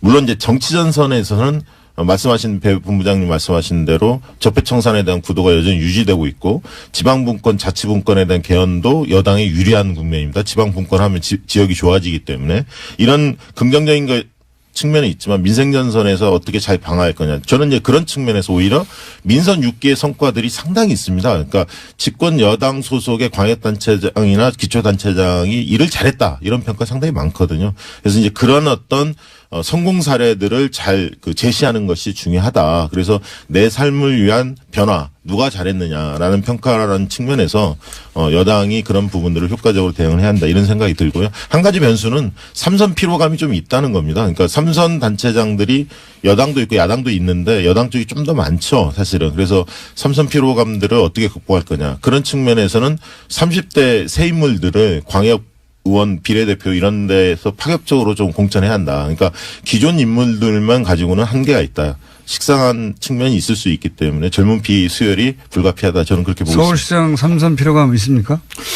글쎄요, 저는 이게 삼선 피로감이라는 게 물론 이제 정치적으로는 있을 수 있는데 한편으로는 또 객관적으로는 얼마만큼 잘했느냐. 우리가 뭐 삼선이라고 해서 다 싫어하는 건 아니거든요. 삼선 짬뽕도 있고 삼선 짜장면도 있지 않습니까? 그러니까 이게 용어상으로 우리가 무리수. 죄송합니다. 이게 아니 근데 저는 그 이야기를 꼭 하고 싶은 것이 당사자로서는 굉장히 억울할 수 있는 부분이거든요. 왜냐하면 잘했고 성과를 냈으면 그만큼 또 평가를 받는 부분인데 그냥 단지 삼선이라는 이유로 피로감을 느낀다라고 바로 연결시키는 건 좀 오히려 이게 저는 무리가 있다고 보여지고 있는데. 익숙하고 안정감을 느낀다고 말할 수도 있지 않나요? 그렇습니다. 그러니까 삼선 피로감은 일부분 있습니다. 없는 건 아닌데 이것을 극복할 만한 더 긍정적인 요소를 주면 되는 거죠. 그게 이제 과제인 거죠. 사실. 근데 여기서 더 중요한 건 우리가 선거를 쭉 치러보면 막연히 유권자들은 잘 모르다 보면은 교체 의향은 굉장히 큽니다. 심지어는 재선하려고 하는 단체장에 대해서도 뭐 바꿔보지 뭐. 그러니까 바꾸자는 이 심리가 훨씬 더 크거든요. 유지하자는 심리보다. 저는 통상은. 네. 그 부분도 저는 조금 바꿀 필요가 있는 것이 정말 잘했다면 잘한 것에 대한 평가는 해줄 필요가 반드시 있어 보입니다. 배 본부장님이 여기가 이제 서울시에 사는 방송이라는 걸 염두에 두고 하시네요. 전혀 아닙니다. 전혀 아닙니다. 전혀 아닙니다. 아니, 저는 뭐 아닙니다. 박원순 시장만 그 얘기한 게 아니라 삼선 사실 기초단체장도 꽤 있습니다. 사실 광역단체장뿐만 아니라 이제 그런 부분들을 효과적으로 관리해야 한다는 거고 여당 입장에서는 경쟁이 굉장히 치열한 곳에서는 경선 관리가 중요한 거고요. 친문, 비문 뭐 이런 관리가 중요해요. 경선이 치열하지 않을 것 같은 영남에서 오히려 경선 흥행이 중요합니다. 그래서 두 가지 측면을 나누어서 잘 관리할 필요가 있다. 제가 보기에는 박시영 부대표는 삼선 짬뽕, 삼선 짜장면은 안 좋아하시고 비트코인을 좋아하시는 거예요. 우리 더 큰 무리수고요. 그러면 호남권에서는 지금 이제 반대파들이 상당하려고 하는 개혁 신당이 아무래도 그 통합 신당보다는 더 파일을 가져갈 것이다. 이렇게 예상하십니까? 근데 여기서 중요한 게 호남권에서는. 예. 통합 개혁 신당, 국민 플러스 발언 또 이 통합 반대파인 이 또 개혁 신당이지만 여기서 더 중요한 게 지금 호남에서의 압도적인 지지율상의 영향력은 더불어민주당이라는 것이거든요. 그렇죠. 그러니까 이게 자칫 두 세력이 싸우는 사이에 오히려 더불어민주당의 영향력이 더 공고해져만 가는 것이 이 호남 판세다. 호남 상황일 수 있다라는 것이죠. 저는 그렇게 봅니다. 그러니까 광주는 판이 정리된 것 같고요. 더불어민주당이 압도할 것 같고요. 전남은 일부 지역과 광역단체 좀 지켜봐야 할 필요가 있습니다. 그러니까 박지원이라는 변수가 있기 때문에. 그렇지만 뭐 광주의 민심을 측정을 해보면 거의 민주당 쪽으로 쏠려 있는 것 같습니다. 현재 기준으로 그렇다는 얘기죠. 근데 강주는 그게 문제일 것 같습니다. 그러니까 당내 경선을 어떻게 가져가느냐. 현 시장에 대해서 뭐 피로감보다는 뭔가 다른 명분의 후보가 나와야 되는 건 아니냐라는 그런 주장도 제기되고 있거든요. 그 부분도 얼마만큼 이게 자칫 불협화음으로 연결되지 않을까 하는 그 부분도 좀 지켜봐야 될 것 같습니다. TKPK에서 그러니까 소위 이제 영남권에서의 이 통합개혁신당과 자유한국당의 대결은 어떻습니까? 저는 영남권에서는 상당히 그 자유한국당이 더 유리할 거라고 보여집니다. 통합개혁신당이 내세울 인물들이 별로 없고요. 현실적으로 보면 거기에 이제 고령층 그 보수층들이 굉장히 탄탄합니다. 이념 보수층이 탄탄하기 때문에 이 수도권에서 아까 말씀드렸듯이 바람이 불지 않는 한 영남은 미풍일 거다. 신당은 수도권을 노려야 된다? 네. 그런 측면에서 유승민이 지난 대선에서 20대 남성층에서 상당히 인기가 있었습니다. 그러니까 결국 유승민이 당대표를 좀 고집하는 것 같고요. 당대표 했을 때 20대를 어떻게 흔들 수 있느냐. 여기에 따라서 이제 그 부분들이 이제 안철수 만약에 대표가 시장으로 나온다면 서울시장 나온다면 덕을 좀 보겠죠. 그래서 이제 서울에서 뭔가의 바람을 일으키지 못하면 저는 뭐 영남은 택도 없다 그렇게 보고 있습니다. 통합개혁신당도 아까도 말씀드렸지만 현실적인 어려움은 당장 인물을 아니거든요. 그러니까 지난 대선을 보더라도 안철수 국민의당 대표가 뭐 상당히 보수 쪽에도 이 득표력이 있는 것으로 알려지기는 했지만 당장 내세울 만한 인물이 없고 지금 우리 정치에서 유권자들의 또 박해진 성향은 검증된 인물을 원한다는 것입니다. 상당히 행정 능력을 갖춘 사람이 국민의당 그러니까 통합개혁신당 국민 플러스 발언으로 나와야 되는데 과연 나올 인물이 없다라고 하는 것. 이 점이 큰 또 문제이기 때문에. 양당이 일단 다 훑어갔나요? 민주당과 자유한국당에? 그러니까 그런 인물들 자체를 충분히 내에서 자체적으로 확보하지를 못하고 있는 거죠. 그러다 보면 영남권에서 영역권이 아까 말씀드렸던 대로 영남권 쪽도 오히려 기초단체장이나 강력의원 쪽에 더 초점을 맞출 가능성이 높아 보인다는 설명을 드린 것이죠. 그러면은 신당이 광역단체장에서 당선 가능한 지역은 없다고 보십니까? 현재 기준으로? 물론 제주도에 원희룡 지사가 어떻게 선택을 하느냐의 문제가 있겠죠. 원희룡 지사. 예, 네. 거치 문제가 있을 것 같고 그거 외에는 저는 별로 거의 없어 보입니다. 다만 이제 이런 건 있습니다. 영남에서 대통령 지지도 굉장히 영남도 높지만 지지 강도를 보면 좀 다릅니다. 그러니까 수도권과 호남에 비해서 영남의 대통령 지지층의 지지 강도는 그렇게 높지는 않습니다. 그렇기 때문에 지지도가 높기 때문에 영남도 쉽게 될 수 있을 거야라고 생각하는 만약에 여당 지지층이 있다면 그것은 착각이다고 저는 말씀드리고 싶고요. 결국 뭐 마지막 남은 가능성을 따진다면 안철수 유승민 대표가 대거 수도권에 또 출사표를 던지느냐. 그리고 이게 3파전 이상 4파전이 되게 되면 또 모르는 것이거든요. 선거라는 것이 3분의 1 이상 심지어는 가반을 넘어야만 좀 더 안정권에 들기 때문에 소위 말해서 4파전 이상이 되면서 이 대여급이라고 할 수 있는 이 안철수 유승민 대표가 정말 수도권 쪽으로 출사표를 던진다면 그리고 화력을 여기에 쏟아붓는다면 그 부분도 좀 더 서울시장 경기도지사 이 정도 나와준다면 유승민이 나올 가능성이 저는 전혀 없다고 보고요. 유승민 대표는 계속 신당의 대표를 하겠다는 거 아닙니까? 배지를 뗄 생각이 없는 거 아닙니까? 그리고 영남에서는 민주당이 선전하려면 최상위 상품을 내놔야 합니다. 광역단체장은. 저는 그렇게 보고 있습니다. 왜냐하면 이제 광역단체장은 급이 달라졌습니다. 지난번 대선 때 안희정, 이재명 이런 분들이 이재명 물론 기초단체장이지만 단체장 출신의 대선 후보급으로 발돋움하고 있거든요. 그렇기 때문에 도민들이나 시민들이 원하는 것은 최상위 상품을 내놔라 이런 측면이 있기 때문에 특히 민주당의 입장에서는 부산 경남 이런 부분에 있어서 최상위 상품을 내놓고 경선을 흥행시켜야만이 지지층의 지지 강도가 좀 낮은 것을 극복할 수 있다. 저는 그렇게 보고 있습니다. 최상의 상품을 참 이 유권자들이 알기 쉽지 않다는 것이거든요. 그렇다면 덩치가 큰 이 인물들, 인지도가 높은 덩치 큰 인사들을 좋아할 가능성이 높은데 뭐 우리를 좋아하는 건 괜찮은데 좀 더 최상의 상품인지 좀 꼼꼼히 따져봐야 될 것 같습니다. 안철수 대표의 서울시장 만약에 출마가 있다면 판세에 미칠 영향은 어떻게 보십니까? 제한적이다 아니면 흔들 수도 있다?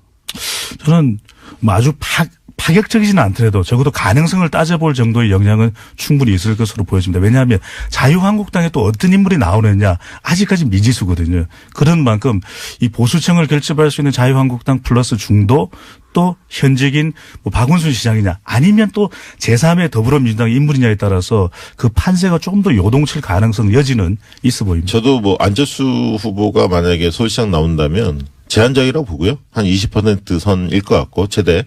문제는 이제 자유한국당과 단일화할 거냐의 문제일 것 같습니다. 마지막에 그러니까 지금 광역단체장 같은 경우에 특히 자유당과 이 신당의 마지막 단일 후보 이게 변수 정도가 될 것이다 이렇게 보시면 네, 그렇게 보고 있습니다.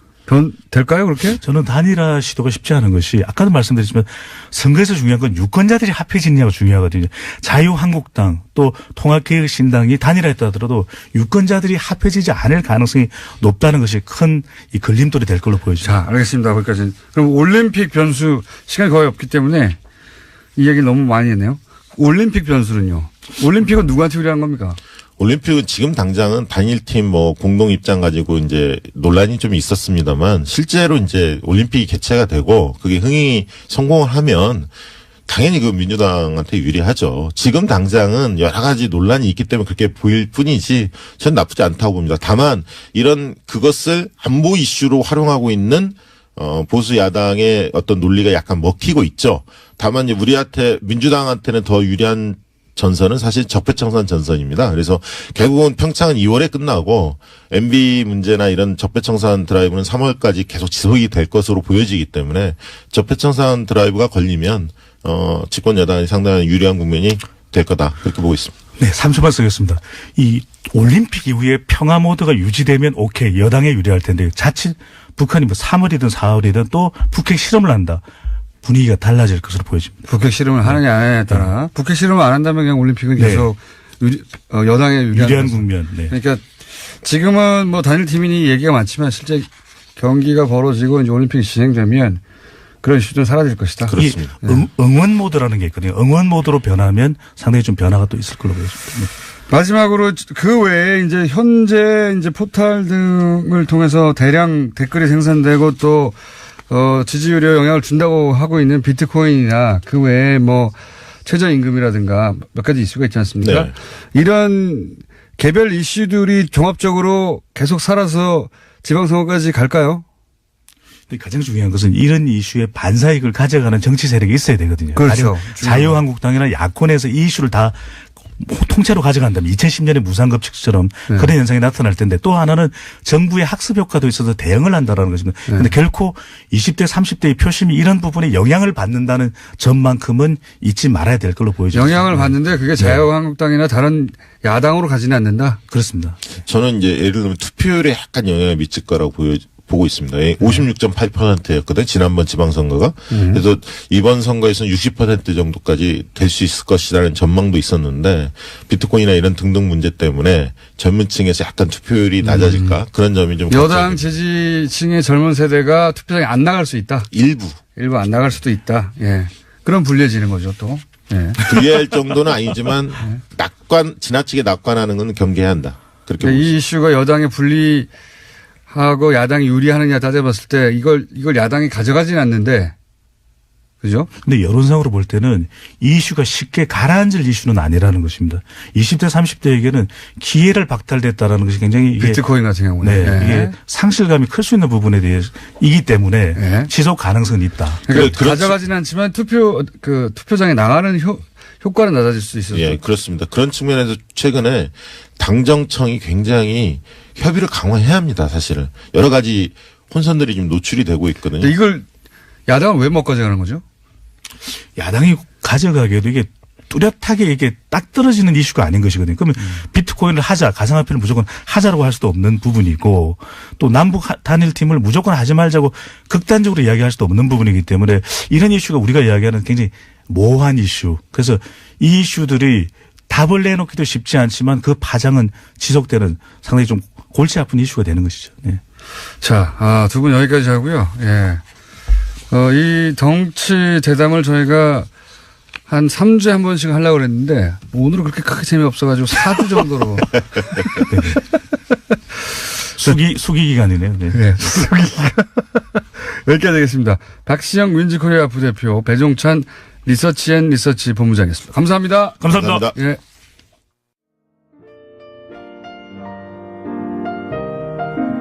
불친절한 AS. 잔디 인형이라는 게 실제 있군요. 저는 몰랐습니다. 저희 게시판에 사진을 보내주셨는데 똑같네요. 배종찬 본부장님 머리하고 이 인형하고 똑같습니다. 예, 똑같다고 생각하시면 됩니다. 싱크로율은 한 98% 정도. 예. 게다가 인형 얼굴이 주는 이미지도 거의 유사하네요. 예. 예, 잔디 인형. 그리고 개그 무리수라고 별명도 지어주셨네요. 그 외에 장단기 기억 상실이 아니라 선택적 기억 상실 아니냐. 예.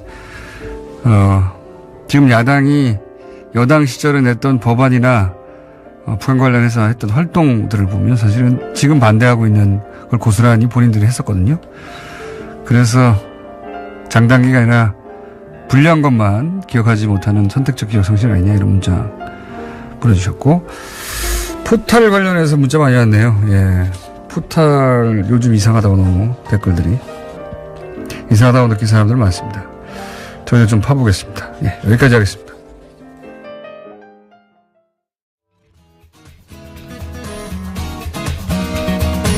자, 오랜만에 시간 확보했습니다. 국제 인문결 연구소 소장님입니다. 임상훈 소장님 나오셨습니다. 안녕하십니까? 네, 안녕하십니까? 새로 만드신 팟캐스트. 네. 사람들 좀 듣습니까? 예, 많이 듣습니다. 혼자 진행하시는데 그게 혼자 하면 재미없는데. 말은 제 혼자 하는데 그래도 이제 누군가가 듣는다고 생각을 하고 들으시면 같이 청중의 한 명이다. 저희가 하도 시간이 준비된 아이템들 다 소화 못하고 짧아서 준비했는데 다 못한 아이템들은 따로 혼자 팟캐스트를 해가지고 네. 제공하시겠다고 해가지고 몇 명 됐습니까? 그래서 제가 숫자는 잘 모르겠는데 순위는 꽤 높이 올라가 있더라고요. 그래요? 몇 위 정도 합니까? 그러니까 두 가지에다 올렸는데 그 중에 하나는 올린 직후에는 8위까지도 올라가더라고요. 8위 무려 전체. 아니 시사에서 그렇고요. 그 분야에서 8위. 전체에서 몇이더라? 30 몇이었나? 하여간 잘 제가 숫자를 기억을 잘 못해서. 자, 그럼 듣다 보면 재미없으면 이제 또 떨어질 겁니다. 근데 제 맘대로 이렇게 막 되는 게 아니고 우리 PD가 하자는 대로 해야 되고, 왜냐하면 우리 인문결 연구소가 이게 좀 블록체인 방식으로 운영이 되거든요. 블록체인 방식으로 된다는 거는 게릴라처럼 분산돼 있고 게릴라처럼 각자의 역할이 분산돼 있는 데다가 무슨 일이 일어난지는 또 다 공개가 돼 있고. 네, 그러니까 이게 이제 체계적으로 안 돌아간다는 얘기죠. 아니 그게 아니죠. 이게 피라미드식이 아니라 이 망처럼 이렇게 엮여 있다는 그런 얘기입니다. 그러니까 체계적으로 안 돌아가고 각자의 열의로 움직이는. 그렇죠? 아니 그 체계를 그렇게 보시면 안 되죠. 네. 체계라는 말의 정의를. 저는 그렇게 보겠습니다. 오늘 주제는 비트코인. 예. 네. 비트코인을 외신들은 어떻게 다루나 혹은 해외에서는 어떻게 규제가 이루어지고 있나 해외에서는 한국의 규제 관련 어떤 보도가 있냐 이런 얘기겠죠? 그렇죠. 네. 그러니까 비트코인 관련해서 이제 엄청 뉴스가 많아요, 사실 전 세계적으로. 맞습니다. 이제 더 넓게 보자면은 암호화 화폐 그 관련해서 특히 우리나라에서 지난 한 주 좀 길게 보면 한 열흘 동안 큰 이슈가 되지 않았습니까? 그 관련 보도들이 외신들에서 참 많이 나왔어요. 그렇죠. 네, 한국이 거래량이 전 세계에서 지금 가장 많거든요. 네. 예, 엄청나게 많아요. 엄청나게. 우리나라의 경제 규모에 비교를 했을 때 예. 우리나라 인구 5천만 명이 좀 넘지 않습니까? 그리고 전 세계 인구의 불과 0.67%다 이렇게 이제 돼 있는데 미국이나 유럽 전체보다 많다는 게 말이 안 되잖아요. 우리나라에서 이루어지고 있는 거래량이 외신과 프랑스의 르피가로지가 보도한 바에 따르면은 전 세계 20%가 비트코인이 우리나라에서 거래된다고 하거든요. 세계 1위, 3위 거래소가 우리나라에 있는 걸로 제가 알겠습니다. 네. 그리고 아까 말씀드렸지만 우리나라 인구 규모, 그다음에 우리나라의 경제 규모에 비했을 때 이거는 너무 심한 정도의 거래량이 우리나라에서 이루어지고 있고. 과열된 건 확실하고요. 과열이라는 것은 그러니까 외신에서 보는 우리나라에서 이루어지는 비트코인의 거래 한마디 키워드로 정하자면 과열 이렇게 정리가 될 수 있을 것 같아요. 과열 투기 이렇게 보고 있습니다. 실제. 네, 맞습니다. 그래서 이제 예를 들어서 이제 가디언 같은 경우에는 어떤 보도가 나왔었냐면은 워렌 버핏 있죠. 투자의 귀재다 하는 그 사람의 말을 인용을 해서 이거는 제 말은 아닙니다. 워렌 버핏이 보기에 이 가상화폐의 종말은 부정적일 수밖에 없다라고 나는 확신한다 이렇게 얘기를 했거든요. 그 말이 맞는지 틀린지 저는 알 수는 없겠습니다. 저는 모르겠습니다만 어쨌든 이 가디언 신문이 그 기사를 내면서 하고 싶었던 말은 뭐였냐면은 어느 정보가 됐던 간에 무엇인가가 이렇게 과열 증상을 보이고 지나치게 많이 모이고 했을 때 가만히 놔두고 보는 정부는 없다. 그렇죠. 어느 정부나 마찬가지입니다. 네, 이렇게 됐습니다. 그러니까 한국 정부가 관여를 하고 있다고 하는 것에 대해서 외신들이 볼 때 그거 당연한 거 아니냐 이렇게 보는 너무 것이죠. 당연한 거죠. 사실은 이 정도 과열되고 이 정도 투기성이면 기술 논란과 기술과는 무관하게 그 시장은 진정시켜야 되는 겁니다. 그렇죠. 네. 그러니까 우리가 이런 논란도 국내에서 많이 있는 걸로 알고 있는데 뭐냐면은 기술 발전을 왜 막냐 이렇게 되는데 그거는 혼동을 하고 있는 겁니다. 당연히 이제 기술 발전을 하면서 그 기술을 이용을 해서 뭔가가 이제 다른 응용을 하는 분야가 나오게 되겠죠. 그 이번 이제 비트코인도 마찬가지일 테고. 그러니까 블록체인과 비트코인의 관계 아니겠습니까? 물론 블록체인이라고 하는 기술의 응용이죠. 그렇죠. 비트코인. 물론 화폐는. 비트코인을 구상을 하다가 보니까는 블록체인이라는 방법이 이제 만들어진 건 맞지만 그거는 어느 분야도 마찬가지입니다. 우리가 뭔가가 예를 들어 연필도 그런 거 아닙니까? 뭔가 쓰려는 의도가 있으니까 연필이 만들어진 것처럼 그건 마찬가지인데 그 기술의 발전이 그러면 기술의 발전을 막느냐? 그 기술의 발전이 있으면은 그걸 응용하는 데 있어서 부작용도 똑같이 발전을 한다는 것이죠. 그럼 그거를 정부가 두고 볼 수는 없지 않느냐 그런 거 아니겠습니까? 그리고 이제 블록체인 기술은 분명히 전도 유명한 기술이긴 한데요. 그 활용이 오로지 가상화폐 비트코인만은 아니거든요. 예. 네. 다양한 활용이 있는 겁니다. 자, 그 기술 문제보다는 이 이야기는 이 자체로 또 토론거리니까요. 그래서 외신이 이 한국 논란을 어떻게 보도하고 있느냐, 혹은 외신은 이 비트코인 관련해서 우리 한국을 제외하고도 어떤 보도들이 일반적으로 있느냐, 그걸 좀 소개해 주시죠. 예. 일단 국가마다 이제 제재를 하고 있는 나라가 있고 그렇지 않은 나라가 이제 있는 거는 다 알려져 있죠. 중국 같은 그걸 뭐 통일하자는 얘기도 있죠, 지금은. 전 세계적으로. 네, 뭐 그런 얘기도 있습니다만 그게 과연 현실성이 있을 것 같지는 않고 왜냐하면 비트코인의 탄생 자체가 중앙 집권적인 화폐 체계에 반발을 하면서 나오는 거 아니겠습니까? 근데 이게 또 하나의 전 세계의 큰 통제할 수 있는 하나의 어떤 뭔가를 묶는다는 것에 대해서 이게 아마 이루어질 가능성은 없는데 왜냐하면 G20에서는 그런 논의를 한다고 하더라고요. 이번에. 근데 전 세계적으로 이게 비트코인이라는 것에 있어서 키워드라고 하면은 그 분권화 이게 사실은 키워드거든요. 그러니까 중앙은행에서 찍어내는 화폐에 반대하는 이게 그 개념이 비트코인 아니겠습니까? 뭐 철학은 거기서 출발했죠. 네. 네. 그러니까는 거기에 그대로 전 세계에서 비트코인을 한꺼번에 통제할 수 있는 뭔가를 만들자는 것이 그대로 과연 이루어질 수 있을까? 그거는 이제 회의적이라고 할 수가 있는데. 그래도 저는 정부는 할 수 있다고 봅니다. 그러니까 한 나라의 정부는. 그러니까 제 말은 G20에서 논의하자고 하는 게, 그 비트코인을 통제할 수는 없는데. 네. 규제책을 동일하게 만들어낸다든가. 뭐 이런 논의를 해보자는 시도가 지금 시작된 거죠. 그렇죠. 네. 그거는 가능할 것 같은데. 네. 그러니까는 뭐 예를 들어서 최근에 인도네시아 같은 경우도 인도네시아도 뭐 인구도 워낙 크고 이제 경제 규모가 큰 나라인데 최근에는 비트코인을 통한 거래를 제한한다 이런 이제 인도네시아도 그렇게 시작했다는. 네, 불법으로 만들었죠. 발리 같은 곳에서. 네네네. 그렇게 이제 그 뉴스도 나왔고 뭐 중국은 이미 이제 그런 나왔었고. 그러니까 국가마다 이제 통제 혹은 뭐 제재 혹은 간섭 체제가 이제 조금씩은 달리 나오고 있습니다만은 말씀하신 것처럼 어느 정도의 그 전 세계적인 뭐라고 할까요? 땅 고르기 정도는 앞으로 나오지 않을까 이런 생각을 할 수 있습니다. 여기서 규제하면 다른 나라로 가버리니까. 그렇죠. 아예 이제 G20 같은 곳에서는 네. 그렇게 되면 소용이 없으니. 예. 그런 보도가 나와요. 그러니까 우리나라에서 이제 정부에서 관여를 한다고 하니까는 이게 과연 그러니까 회의적인 보도죠. 이게 과연 가능하겠는가. 그러면서 이 투자자들이 외국으로 빠져나갈 것이다. 이런 보도들이 나오거든요. 그런 차원에서 보자면은 전 세계적인 그런 공통된 논의 이게 이제 가능도 하겠죠. 그게 막 시작됐다. 뭐 이 정도 뉴스가 나오고 있고요. 또 다른 보도가. 그다음에 이게 우리나라의 청와대에도 청원이 올라갔다. 지금 20만 명이 넘었지 않습니까? 저도 읽어봤습니다만은. 그러니까 이런 거잖아요. 한마디로 얘기하자면 정부가 제가 정확한 문구는 모릅니다. 잊어버렸습니다만 정부가 서민의 꿈을 한 번이라도 실현해 준 적이 있느냐 뭐 이런 그런 정도의 이제 문장이었는데 이게 이제 일본의 니혼 게자이 그러니까 니케이 신문이죠. 줄여서 니케이 신문이 그런 관련 보도를 했어요. 그러니까 뭐냐면 우리나라에서도 그 얘기가 많이 나오죠. 젊은 세대가 특히 그 정부의 관여에 대해서 굉장히 반발을 한다. 근데 하필 그 젊은 세대가 현 정권의 지지층과 겹친다. 우리나라에서 나옵니다. 그건 그 니케이 신문이 그래서 현 정부의 딜레마다 이렇게 이제 보도를 했어요.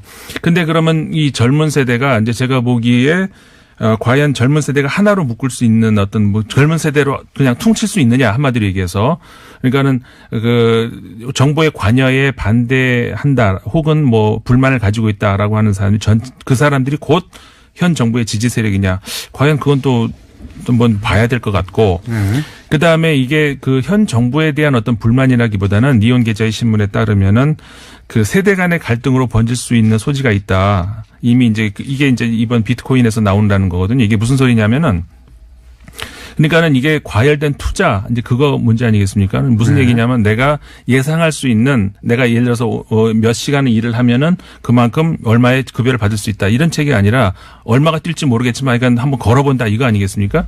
이게 과거의 전 세대에서는 이게 부동산에서 나타났었다는 것이죠. 그러니까 부동산에서 투자를 해서 가격을 왕창 띄워놓고 자기들은 그 안에 들어가 있고 젊은이층이 아무리 평생을 일해도 들어올 수 없는 거대한 성을 만들어 놓고 그러면 거기에 대한 박탈감 이때 나타난 것이 비트코인이라는 것이죠. 그래서 이제 비트코인에 한마디로 올인을 하려고 하는데 정부가 규제를 하려고 하니까 왜 당신들만 하고 우리는 막냐 뭐 이런 식의 그런 논리가 개발되어 있어요 현재. 네, 그러니까 내부적으로 말도 안 된다고 봅니다 저는 그거는. 말도 안 된다고 보는데 그렇게 따지면은 이제. 카지노도 가야 되고요. 그렇죠. 예. 하우스도 가야 되고요. 이게 사실은 한 방을 노리는 거거든요. 일확천금을 원하는 거예요. 네. 예. 그렇죠. 일확천금을 원하는데 일확천금을 노리는 것까지는 누구나 가지고 있는 사행심입니다. 그게 있을 수 있다고 생각하면. 그런데 그래서 오게 된, 근데 이게 전 국민적 규모라고 할 수 있는 정도의 액수에 도달하고 있거든요. 네. 근데 안전장치가 없어요. 네네. 전혀. 하다못해 뭐 도박장이나 이런 데는 몇 세 이상은 못 들어가고부터 시작해서 최소한의 안전장치라도 있잖아요. 그렇죠. 예.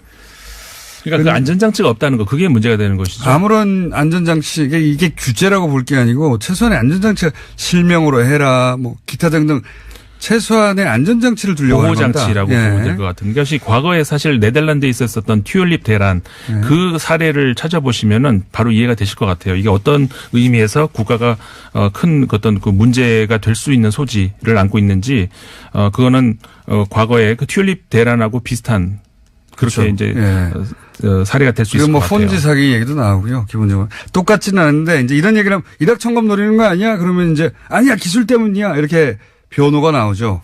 그러니까 그건 또 이렇게 유해하는 거예요. 아까도 말씀드렸습니다만 기술 문제하고 이거는 투기 문제하고 전혀 다른 문제죠. 네, 기술을 규제한다는 게 아닙니다. 네. 인터넷도 그런 거 아닙니까? 인터넷 기술 얼마나 활용도가 높은데 지금 뭐 얼마든지 인터넷을 통해서 다른 범죄도 있고 많이 있잖아요. 외신을 정해 주셔야 되는데 오늘은 주장을 주로 하시고 이렇게.